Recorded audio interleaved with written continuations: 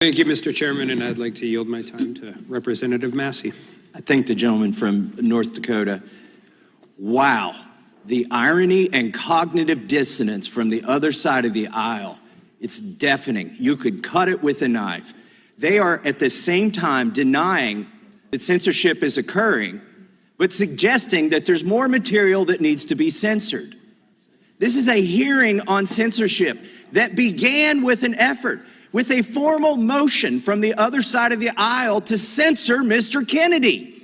They do not want him to speak, yet that is the topic of this hearing. They have kept him from speaking. A collusion between the government and private organizations.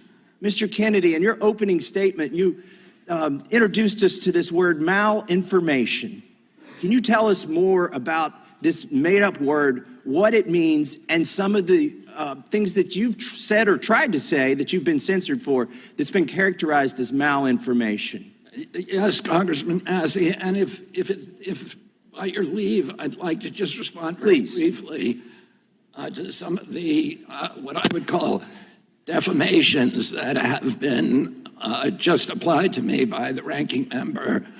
I'm happy to talk to you about my opinions on these issues, what you have stated and tried to associate me with through guilt by association is simply inaccurate. Virtually everything, every statement that you just made about me is inaccurate.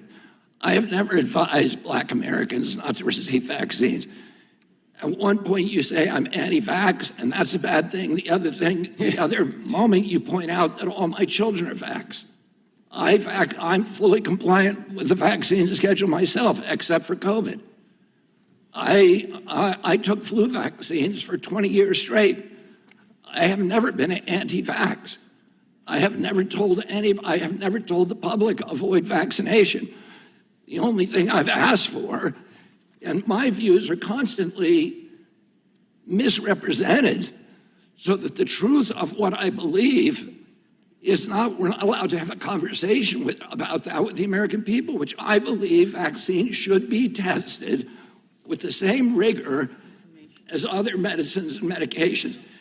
You tried to associate me a moment ago with the replacement theory, which is racist. No, I did not say you had the replacement theory. I said my colleagues. Time belongs to the gentleman from Kentucky. I denounce that theory. It is racist, and I have never endorsed it or had any association with it.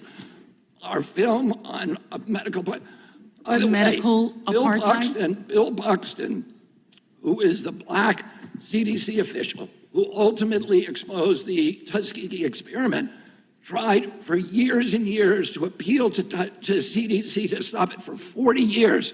Finally, he got relief by walking into my uncle's office in the building next door.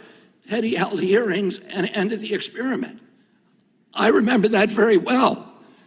And to say that I created a film that encourages Blacks not to get adequate medical care is just completely abhorrent. Don't misuse my words. It's the witness's time. Do not censor the witness. I'm not censoring the witness. I'm not censoring the witness. He's still talking. It's my time, and I've given it to the witness. Do not censor him. I'm not censoring him. If the views that you and others have applied to me, I've attributed to me, if they were actually true, I can see why I shouldn't be able to testify here today.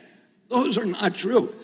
These are defamations and malignancies that are used to censor me, to prevent people from listening to the actual things that I'm saying. And I think, ranking member, that we should have a real conversation rather than an exchange of ad hominem attacks. And answer very quickly to your question, the term malinformation was coined to describe information that Facebook and Twitter and the other social media sites understood was true, but that the White House and other federal agencies wanted censored anyway for political reasons because it challenged official orthodoxies. I'll give you one example.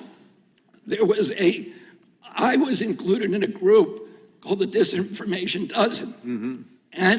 And Facebook and others were asked to censor us, which they did. And by the way, my Heck Aaron post, it was taken down. My whole Instagram account with 900,000 people was taken down because of that. So they knew, Facebook knew that the disinformation doesn't claim it. And what they said was that disinformation came from this very shady group called the Center for Preventing Digital Hate in England that's funded by dark money that should be looked into. They claim that 65% of the vaccine misinformation on the internet was generated by those 12 people. Facebook itself said that is impossible. That is false information. We know that not to be true.